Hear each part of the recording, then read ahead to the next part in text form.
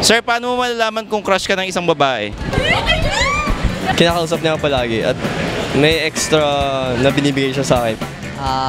Pag nakatingin siya sa'yo, Paano mo malalaman kung nakatingin siya sa'yo? pag tinignan mo siya. Ganon? Sa actions ng girl. Pag pag na-touch mo yung shoulders niya. Yung pag umabot ka dun sa Talaga pag dito, yan. crush mo ko. Hindi. Yung mapasulyap-sulyap. Tapos Paano parang hindi niya pasulyap-sulyap? yung parang Kapag nagpapakita siya ng interest sa'yo. Paano papakita ng interest? Iba-iba yung tao, iba-iba naman yung style, di ba? Okay.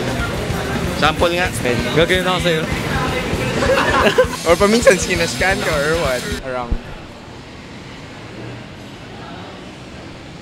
Paano mo malalaman kung busted ka sa isang babae? Paano malalaman? Pag yung buhok yung malapit sa'yo. Wala kang experience.